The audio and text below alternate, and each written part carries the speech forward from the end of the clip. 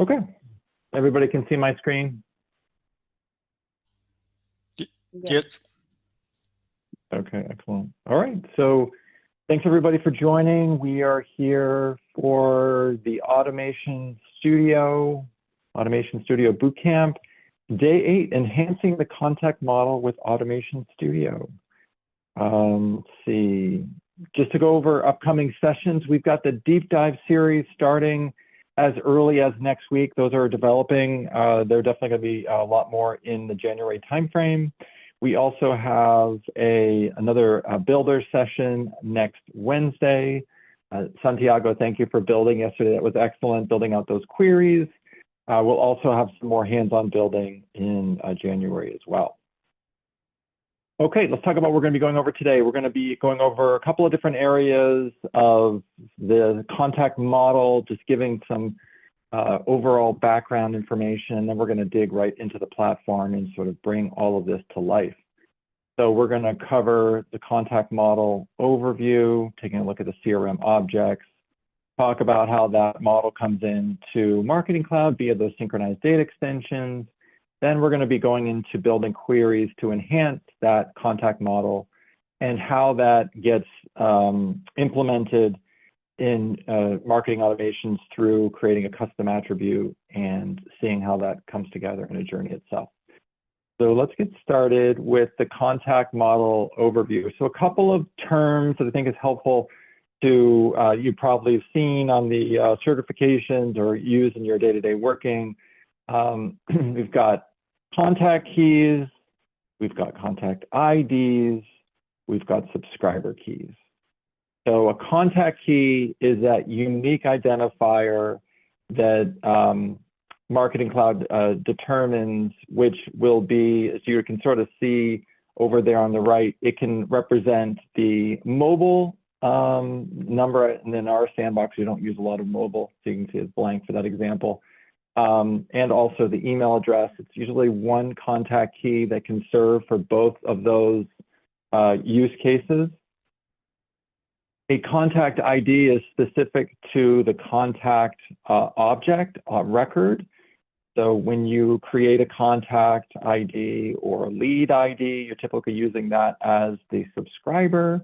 That is a specific record in Salesforce CRM that comes down via the synchronized data extensions. And then I think we've covered before, a subscriber key is a subscriber key, contact key. They're somewhat very similar in that, the subscriber key is at least in all subscribers, is that value that you're using to identify the primary key of that subscriber. So just a couple of breakdowns of those different areas of the contact model that we'll be going over today.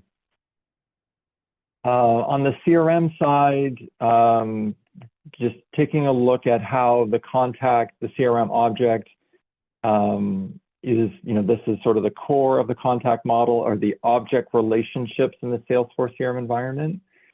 So there is this schema tool we're going to be going over today that you can use to see the relationships between those different objects and how that impacts the model. That's in the CRM setup. And it's always good to use the schema or create schemas yourself to make sure that you understand the path that you need to get to identify your data model. So in this example, you can see if we've got a contact, as we all know, the contact is related to an account where one account can have many different contacts. And then an opportunity is, assigned to a specific account. There also is a relationship to a contact, a single contact, at least in our opportunity in our environment. But there might be multiple contacts that might be, using an opportunity on a specific account. So there's some, data relationships between all those different objects. You want to look at those and also determine one-to-one relationships versus one-to-many. We'll go over that in a little bit more detail. We'll go into data, to the schema builder, and then also, craft out a basic schema in Lucidcharts to sort of help visualize that on your end. You've probably, if you've attended some of the Journey Builder sessions, and I think we covered this a little bit in Automation Studio, synchronized data extensions is the area in Contact Builder where those different objects from Salesforce CRM are synced over all that data. So you just need to have the Marketing Cloud connector set up, and then you just sync down each of those objects to pull in those records. You can determine for each of those objects how many of those records you want to sync down.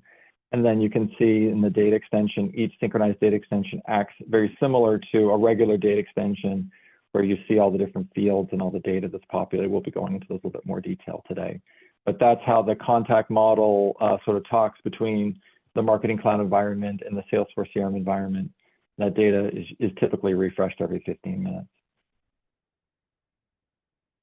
So we're going to be using some queries today to enhance that contact model. Couple examples we'll be going over today. We may not have time to do more than this. Maybe we will, but we'll tackle this. The first query is basically to take those synchronized data extensions and copy them over to a data extension in Marketing Cloud. So some benefits of that is that you've got that data in a data extension that you have flexibility to edit the fields and make some modifications on that data extension. It also is sort of populated in the Marketing Cloud, whereas the synchronized data extensions, if you lose the connection to the Salesforce CRM environment, those go away. So, for depending on your level of security, it can be helpful to just copy over those synchronized data extensions for the key objects that you need in your solution. And that should be a relatively straightforward program. Exercise, we'll go over that in a little bit detail. And then what we're sort of the purpose of this presentation is how you can enhance those synchronized data extensions. So we'll walk through that exercise end to end. How you can take that data and combine multiple different synchronized data extensions to a data extension so that you can leverage those in Journey Builder to have a fuller data set for a little bit more advanced knowledge or advanced functionality in your journeys. A little bit more complex, maybe a medium complexity on that use case. And then how this will be executed when we get into Journey Builder, we'll need to set up a custom attribute in order to have that model be expanded to what you're building. So we're going to walk through how to do that in a data designer. You basically just need to have a data extension that's populated with that new data set and create a name for it and populate it. And that will allow you to pull that into Journey Builder and other applications that becomes part of your contact model. So we'll go over that in detail. And then also highlighting the out-of-the-box attribute that comes as long as you have the Marketing Cloud connector. We'll go into this a little bit more detail. The API user attribute that has all of those synchronized data extensions that you're bringing over and all the data relationships in there, so you can sort of see the path for you to leverage and sort of talk about some of the watch outs. Some of those object relationships can be a little bit complex and might affect your functionality, but we'll go over that in a little bit more detail. And then last but not least, we're going to want to how we can see this enhancement in the data and how that can come to life in Marketing Cloud in two ways. We're going to cover it on a decision split, how to leverage that data using the attribute to comparison, add on attribute comparison, and also might need it in using object activity when you're looking to pull in certain values from those that advanced or enhanced data model. So we'll go over that in a little bit detail as well. Okay, so let's jump into our first area, which is, let's go take a look. To drive this, let's start with these use cases. So the first thing we want to do is take a look at the use case of copying over those synchronized data extensions into Marketing Cloud so you have them in place. So let's go into Marketing Cloud, and we're going to pull up the data extension that has this data populated. We're not going to create the query, but we'll take a look at the output first that has, for this one object, which is account, has the data that's been synced over from Salesforce CRM. So I've got a folder that's called, let's see here.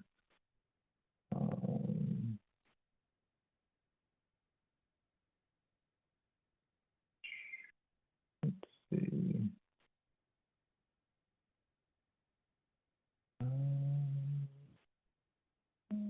Sync DE, sorry about that. Let's pull up this account Salesforce sync. And well, let's also duplicate this tab, and let's go over to the account synchronized data extension, show you where to find all of those synchronized data extensions, so we can just sort of do a side-by-side comparison here.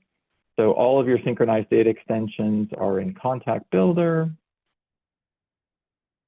and those are under the Data Extensions tab and the synchronized data extensions.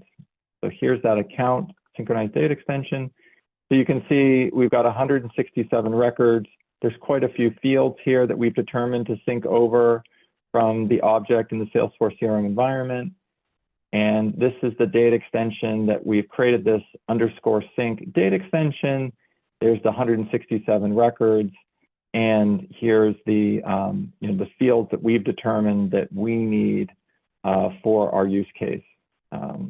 Here, so you can sort of see the actual records themselves. Okay, question on this. So Santiago asked, so Tim, to use the Salesforce data in Journey Builder, do I first need to relate the synchronized data extensions in Data Designer?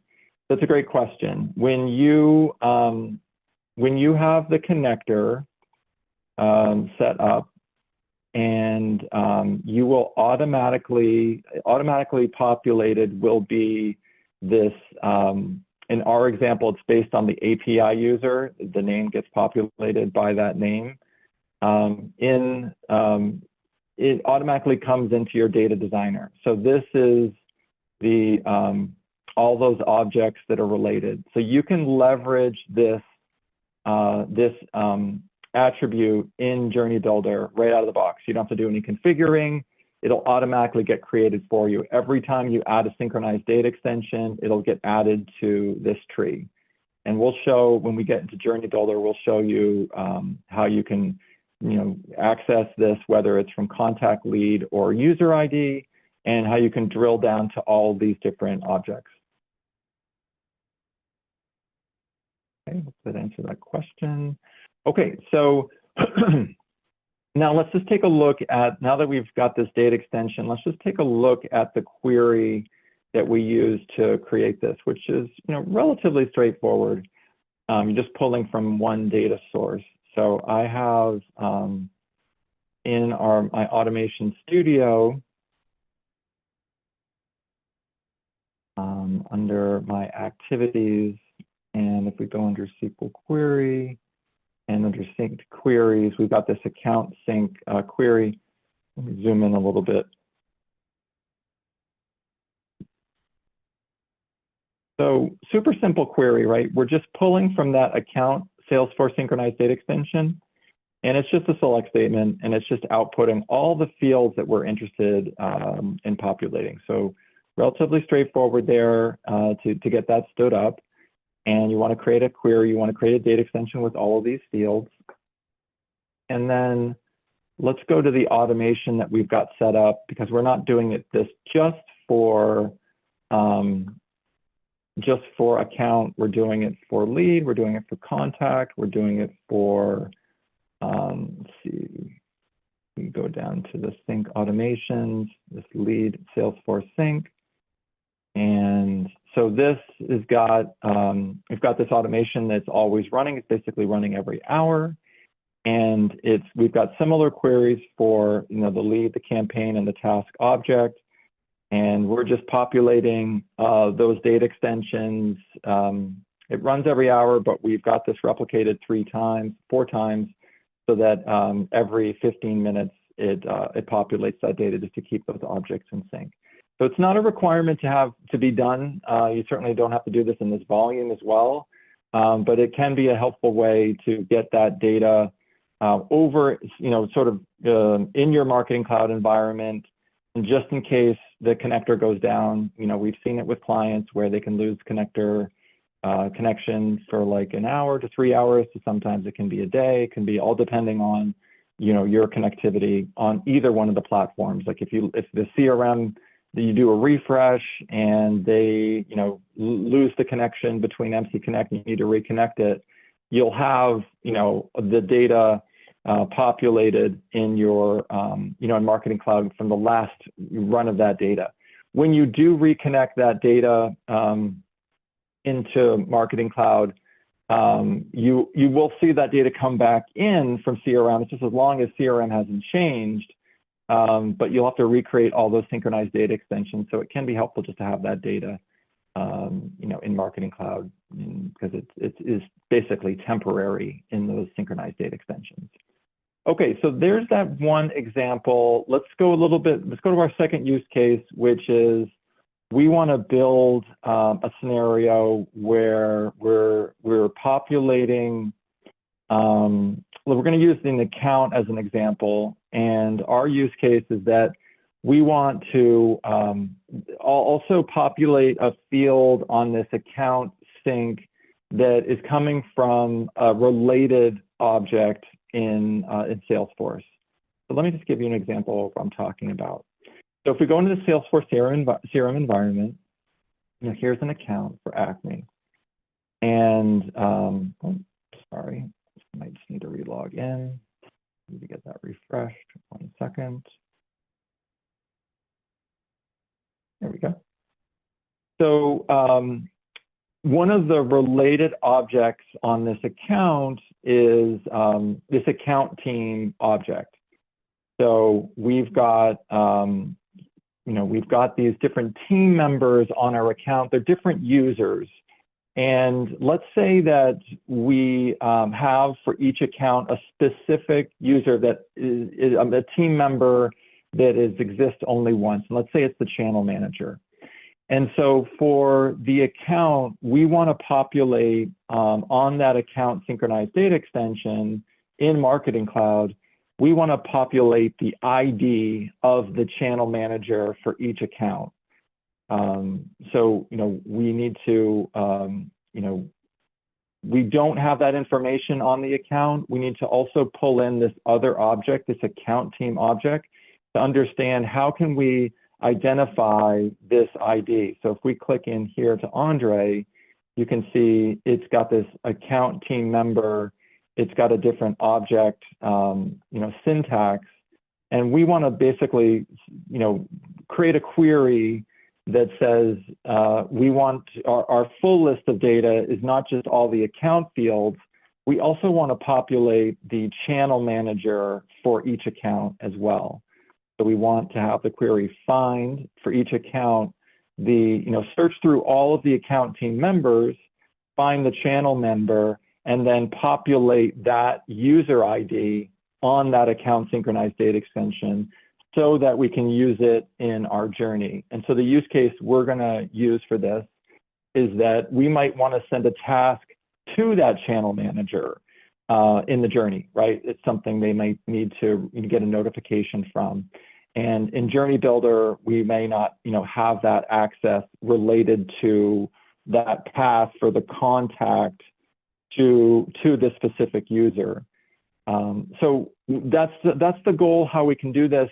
Let's take a look at how to go about doing that. So our first stop to just understand this object relationship is to go into the schema builder just to see how this all works together.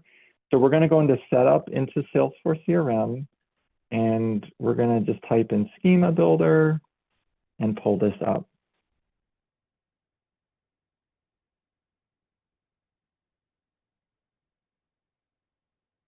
Okay, let me just clear this out for now. You can select, sometimes when you go into Schema Builder, it'll show you, where all of your objects are selected, which is pretty interesting. I mean, there's quite a few objects and all the relationships here. It's quite a spider web there. But you can just clear all, and then you can go and select the specific objects you're looking to find out about. So we want account, and we want account team member.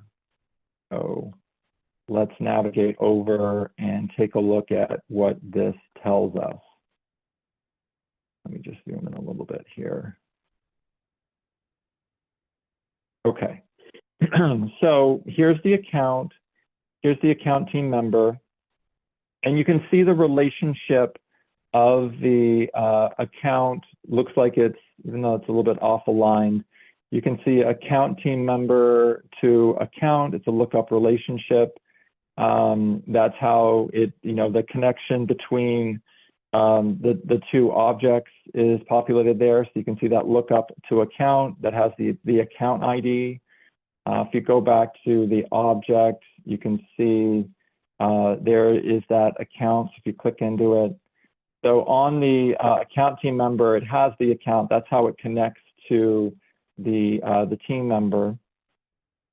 And then you can see the role, the team role in there will be that pick list. And then the user ID looks up to the user that's in there as well. So that's the field that we want to pull in, is that user ID. And we want to, based on that specific role, based on that account team member that's associated with this account. And you can see here the three prong here.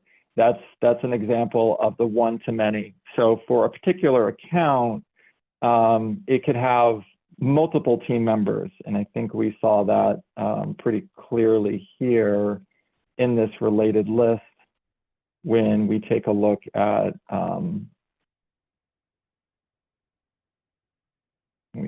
this account. Sorry, let me go back to this account. And we could see that for Acme, it has multiple team members, right? So it's Andre and Alex there. That's that one-to-many relationship. Okay, so what we want to do now is we're going to take the query that we had created for the simple synchronized data extension data population, and we want to modify it to make it work for this model. So let's go back to this query. We're going to copy this query, and we're going to go into Query Studio and try to pull this data together before we create an actual query itself. So those who don't know, I think everyone on this call has heard me talk about Query Studio, which is an absolutely fantastic product. Allows you to, as we're going to walk through today, validate the data without creating a query and a data extension itself. Okay, so we want to pull in the account team synchronized data extension to join to for this use case. So let's go into our data extensions. I believe there's that account team member synchronized data extension. Let's just check to make sure that we've got all the data here. Sometimes it helps to take a look at the data itself. So let's see, we've got the account ID. So right, that's going to make that link to the account. That's super helpful. This is the ID for the account team member. We may not need that, but that's helpful to know that that's there. Here's the user ID for each record, which is what we're going to need to populate, to create a task for that user. And then here's that team member role, which you can see channel members here. These are those synced users that we were just looking at. Probably one of these was Andre that we want to pull in there as well. So we've got all of our data. We've got all of those fields. So the first thing we're going to do is okay, let's bring over this synchronized data extension over to our query. Now we're going to, in this example, we're going to use a left join. Let me just give you a reason why. Again, it can all depend on the use case. Let me go into this query cheat sheet just to give you an example of what we're looking to do here. Okay. So the thought is that if we were doing a join or an inner join, we would only pull in those records that that have a that both have a account record and an account team record, which would totally work for this use case. Say that every account that you have in your environment has an account team member, then this type of join would work perfectly. But in this environment where we're assuming that not every account has account team members, we don't want to limit we want a full listing of all accounts. And then we want to pull in, obviously, the data from B, which is the account team member, wherever they are populated on the account itself. So this is where that left join works nicely, where we don't want to just limit account. We want to have the account be there. And if you need to use it for that channel manager, great. If you don't, you can use it for other purposes. So that's why we're going to go with the left join here, just because we wanted to have a full data set. Now, whenever you join another data extension, you typically need to, you need to identify each one of your data extensions. So I'm going to do this as an A for account and as an AT for the account team member. And since all of these fields are for the A synchronized data extension, the account synchronized data extension, I'm just going to quickly add that here. Sometimes you can get away with not adding this if it's the first data extension in your query, but just to be safe, we'll just add them all. Okay, perfect. Now, the next thing we want to do is we need to make the relationship between the account and the account team member. And that's where it was helpful to take a look at the data. So you can see from here, this account ID is the account, the ID for the account. So let's copy that account ID. And I'm going to paste this in here. Now we know that is going to be AT. And then we know that the A.ID is the account ID on the account record. Someone had this question yesterday in hands-on. Does it matter the order that you put these in? I typically like to have the top query, the top data extension be the first one, but I don't think it really matters. But typically I like to do that as sort of best practices. Okay, so now we're going to add to our where clause two things. One is that we want to only pull in and populate the field if the role is a channel member. So we're going to want to pull that from the AT synchronized data extension, and we want to pull this team member role here. And again, for our use case, there can only be one account team member assigned to a channel member for each account. So that's what that assumes. And then we're going to use, we're going to use the in statement just to mix things up a little bit. The in gives you it's basically like and equals. We're going to use it like and equals in this example, but in gives you an opportunity to add multiple values. So you might have a scenario that you want to build in so that you might want a channel member could be identified as either someone as a channel member or could be a channel supervisor or something, two different types of roles. So we'll add that function in there now. And then let's go and get that exact syntax from the record. So we've got that correctly in there, and we're going to paste that in there and in that as well. Okay, cool. So we only want only carry those over that have that channel member, a manager. And then just because we're testing this, I just want to do this for the specific account just to narrow our window to make that, because we want to output Andre's user. So let's just go back up to, so this is that account ID. And that was for Acme. And we're going to go back down here. So that's going to be equals to that ID. All right, excellent. And so now we can output the, we're going to output the user ID for that channel manager. So let's go find that field. So it's this user ID field. And let's do at.user_ID. We're going to say that as channel manager. And then just for validation purposes, let's just output this team member role so we can see it. All right, let's try running this, see if we've got any issues. Okay, invalid syntax near A. Let's see. I forgot an on statement here. That might solve it. Let's see if that helps. Always something. I used to, when starting doing queries, I used to like run screaming whenever I saw an error. Now it's kind of fun. Like it's a puzzle. What did I forget? No. So it's doing its running.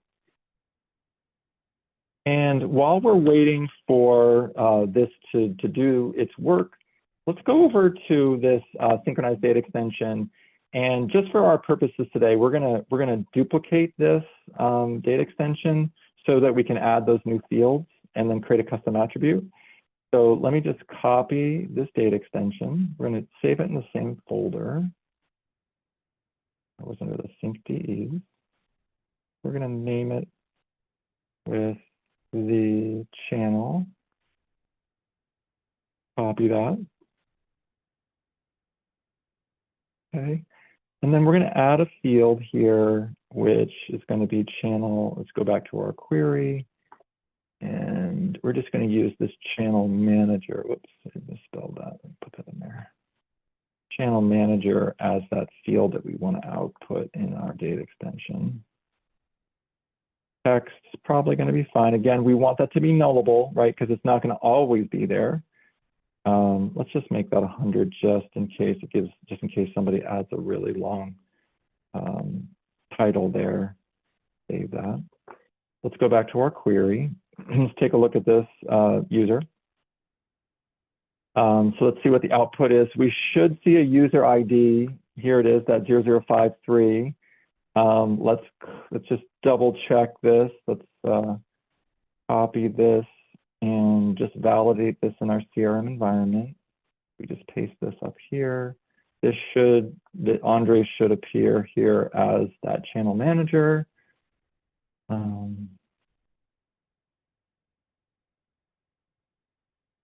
There we go. So that does validate. That all looks good. So that looks good. And then we've got this team member role that we're just using in this query just to populate that. So we'll take out this team member role. And now that we've got this, this data extension working as expected, let's also take out the account filter and let's run this. We should have a couple of accounts. Well, it should be all accounts. And then there should be a couple of accounts that have that team member role filled out. So that's the,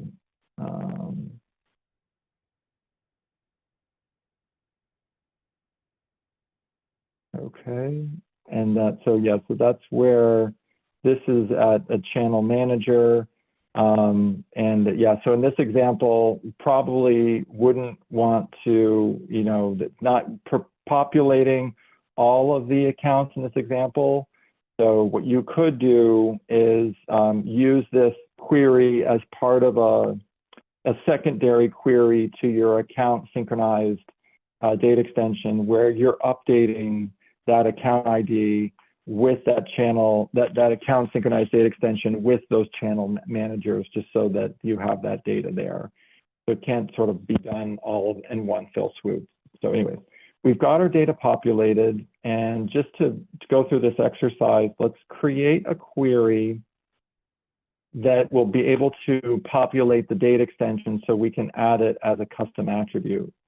So we'll go into Automation Studio, and we'll create a new automation. Let's go into our synced automation folder. We're going to create a new automation. We'll call this account sync, and we'll call that for channel. Hit save. Hit save. We're going to bring over, say we would schedule this on a regular basis. We'll bring over this query. And we'll create a new query. We'll call this same thing, account sync channel. And we'll save this in our synced queries folder. Let's paste in that query.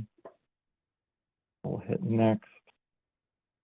We'll say that we'll just overwrite just for this exercise, but in our example, I think we talked about, you probably want to just update the account sync data extension, but just to get this data populated today, we'll just do that. Let's go to our synced DEs. Here's that channel data extension, and we'll finish. There we go. We'll hit save. Let's run that once. Select all activities and select run now. And then we'll just give it a minute to run. Shouldn't take too long to do that. While we're waiting, just want to see if there's any questions on that use case as far as using Automation Studio to enhance your data, a multi-object scenario. Okay, let's see any questions. Let's go back to this data, see if it got populated with those records. There we go. Panel, there's those 4 records. Then it's got that account ID, and it's got the channel manager, the user ID that we need to use to populate in our logic. Okay, so then the next step is we want to go to Contact Builder, and we want to create a custom attribute so that we can access this data in our journeys. So we'll go into Data Designer. We're going to create a new custom attribute. So we'll call this account sync channel. You pick any one of these icons. Okay, you probably just need to refresh Contact Builder. Sometimes it times out. Create a new attribute. Account sync. No.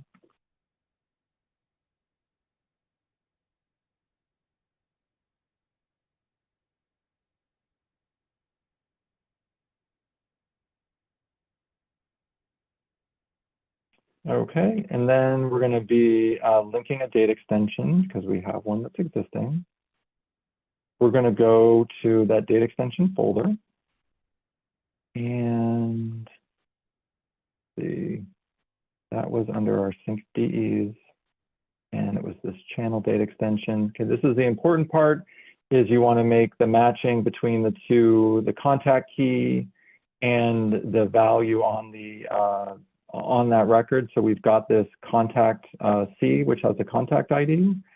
There you go, that makes that relationship match so they can talk together.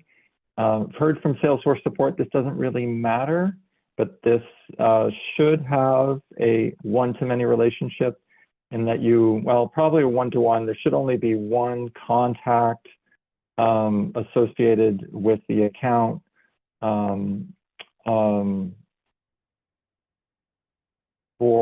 For this, you probably shouldn't have a contact that's in multiple accounts. It's probably a one-to-one relationship, but again, doesn't totally matter. We'll hit save and done.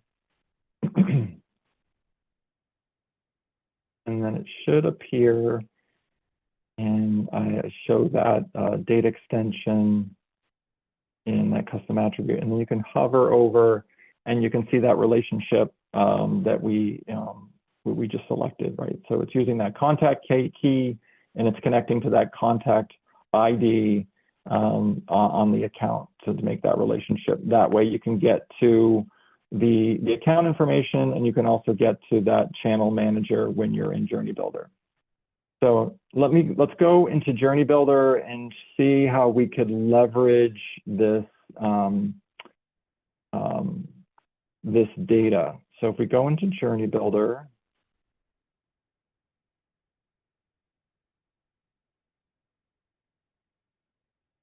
let's create a new journey and do a multi-step journey.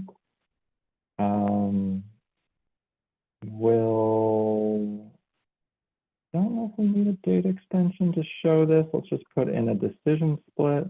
Might be okay. Let's click into the decision split. And let's just say that we want to go down a different path in the journey if this contact has is associated with an account that has a channel manager.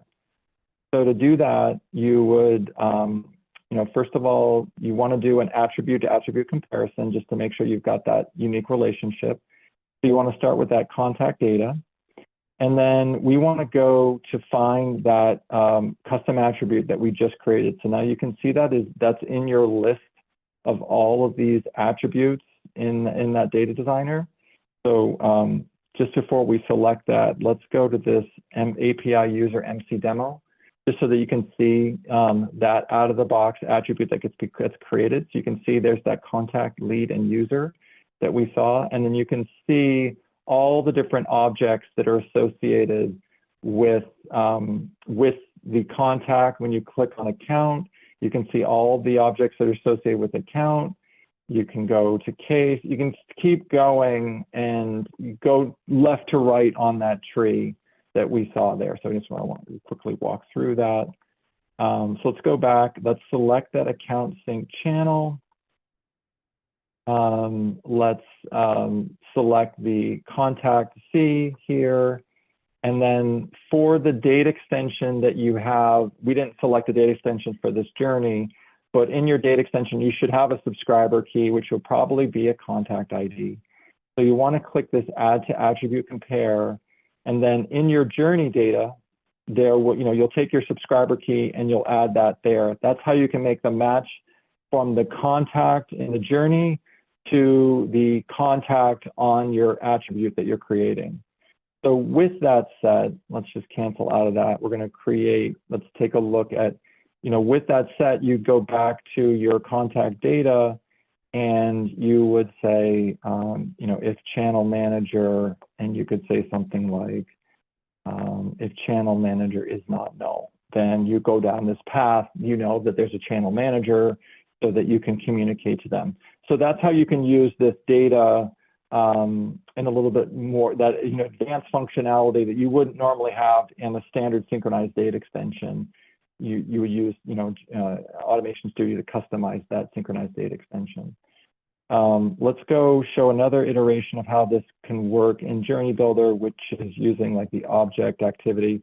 So let's say you want to use a task. You want to create a task, and let's create a new task. And we want it assigned to, let's say who we want it assigned to.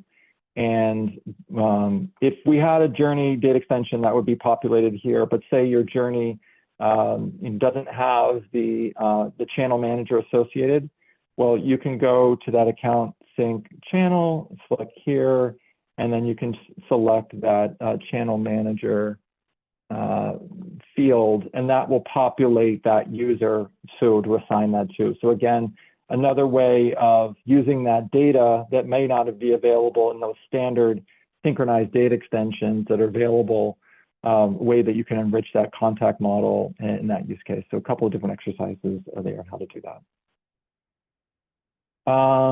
Okay, so I know we're getting close to time.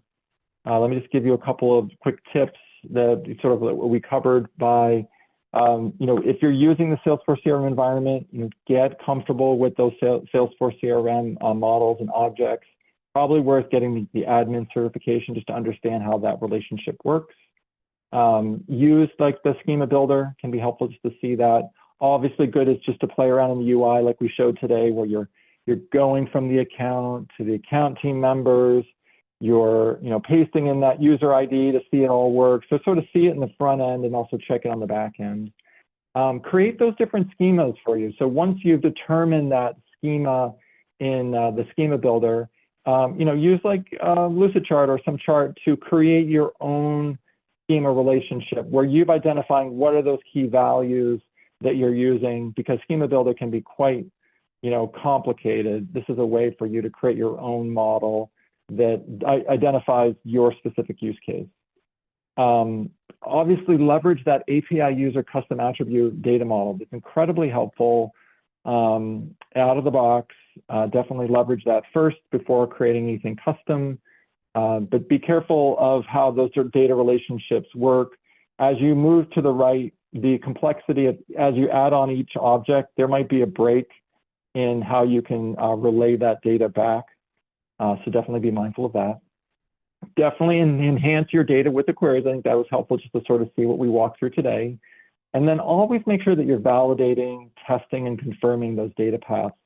So if you're creating a different decision split, different paths, make sure you're validating all of those scenarios. The happy path, it failed path, like all of those paths, just to make sure that everything works, because that data model could be showing working 9 out of 10 times. But unless you do that thorough testing, you want to make sure that you're finding that issue where it might not work 10 out of 10 times. That's it. Any questions on enhancing your contact data model from anyone on the call?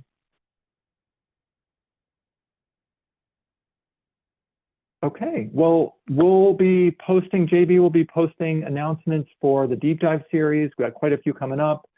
We are looking for hands-on builders for our next Wednesday's session. So ping me on LinkedIn if you're interested. Happy to have you. And again, thank you, Santiago, for building with us yesterday. And have a great day and have fun in Marketing Cloud and Salesforce. Thank you. Bye.